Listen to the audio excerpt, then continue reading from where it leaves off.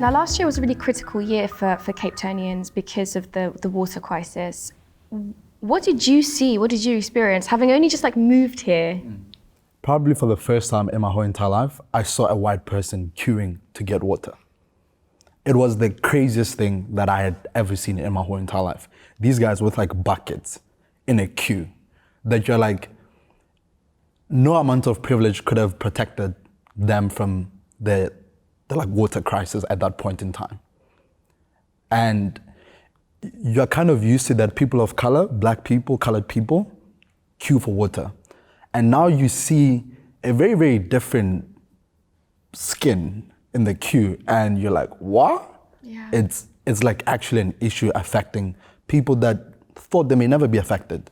So in a way, the water crisis that nearly was barely averted in Cape Town, it brought to light a lot of the racial and the structural racism that exists in this city. What did you hear? What were people telling you about that? They experienced the water crisis differently or the same? Generally, people did have a very high level of discomfort, but more so very, very privileged people compared to people that are not so privileged. Because those that are not so privileged, they were kind of used to that water does come and go.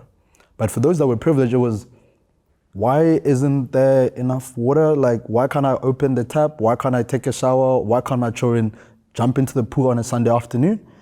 But something that's really sad, perhaps about even Cape Town, and maybe a very, very big part of just the country as a whole, is that inequality here is just so high and it's within walking distance. Is that you could literally one minute be in a suburb and 30 seconds later be in a township. But essentially, those people are within the same walking radius, but have completely different living experiences. But at the point at which water scarcity now becomes a provincial thing, no amount of protection, regardless of what area you're in, will somehow make you immune to it. You're using education and education activism kind of in combination to sort out a lot of South Africa's and Cape Town's problems. How does water rights activism fit into that agenda? Okay, I just think that water is a very basic need, right? And because it's so basic, you would assume that everyone has access to it. But people not having access to it has a very deep ripple effect. Example is that you would think about the fact that a lot of young girls do not finish school. And then you're like, why? And then when you analyze that whole cycle of it, it could boil down to the fact that by the time that they're supposed to go to school, they now have to go fetch water, have to walk really, really far. So for me, it just came to the point of saying, it's not enough to just solve for a single issue without considering basics. If basics are not met, people cannot even self-actualize, they can't even thrive. That you are now saying we're gonna build a bunch of schools, but people can't access very, very basic needs to be able to even get to that school. What's the point? That's a really, really good point, actually. It seems that we are so eager to see South Africa, the continent of Africa, East Asia, to thrive and succeed, but we want to do it in quite sexy humanitarian ways and boring things building a well, maintaining a well. They're just not sexy humanitarian things that people want to do. Talk to me a little bit about that side of activism. It can be quite difficult to raise money or raise awareness for something as basic as the right to water. I think that when you are accustomed to a very different life than of the people that you're trying to help, it can be quite hard for you to understand that you are really, really doing things that seem like they should have been there. Do you know what I mean? That there should have been infrastructure for people to have water in their running taps. But if it's not there, then unfortunately you do have to do work that is not for clout. Do you know what I mean? It's just very genuine work of people actually have to dig, put in a tap, make sure that there's water. And that's not your big initiatives, that is not your big conferences. That is just something so basic, but also so important to someone who doesn't have it. Right. But can that be a little bit difficult, like draining when you're trying to raise awareness about something like this? That the thing that I found, like I try to live on 50 liters of water a day for a week in my town of London, just to understand what my brothers and sisters in Cape Town had to go through. And I was so frustrated. I was collecting bath water to flush the toilet, and it was so insane. And I just felt like, wow, I live on the same planet as these people, and yet I have no understanding of their lived reality. There's a part of saying, who am I in like relation to the global problems? And a part of it is humbling yourself, right? Saying, you know what, do I really have to have a shower for like 30 minutes when someone can't even conceive of a concept of a shower? The planet that we're trying to preserve and the limited amount of water and access to water that we have is being wasted and mismanaged. That's a political issue.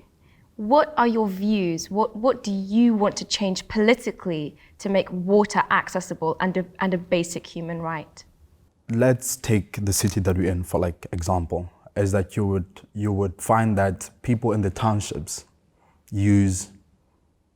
have as well as use very, very little of the city's water compared to those in the suburbs.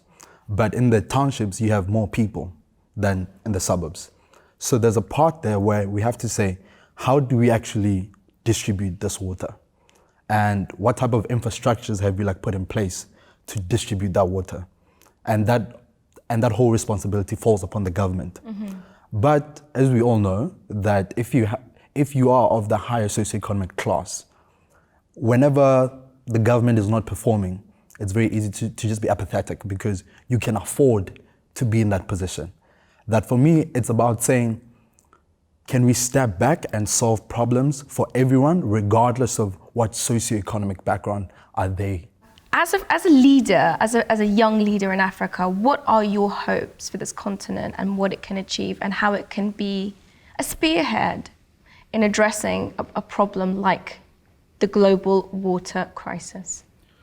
For me, we are getting to a point where we can no longer put young people on the side and just be like, oh yeah, we like see you, you somehow matter. That I'm like, the average age on this continent is 19 years old. Average age in South Africa is 26. And we now need to begin to see that happen. Like we need to see those young people occupy political office. We want to be there. We want to make valid points. We want to contribute towards building policy, very, very strong action plans. This year, I voted for the first time. Yeah. And I was super, super excited about it.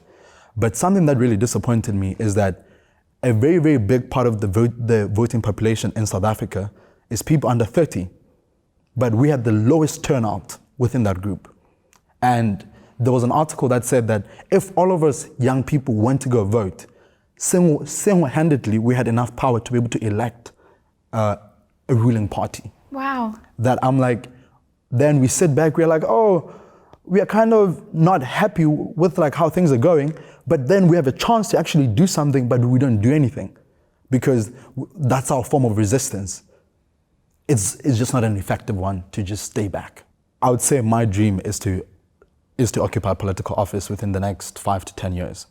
So a big part of it is I'm learning what does the political dynamic look like within the party sort of separation, attempted separation between party and state. Mm-hmm.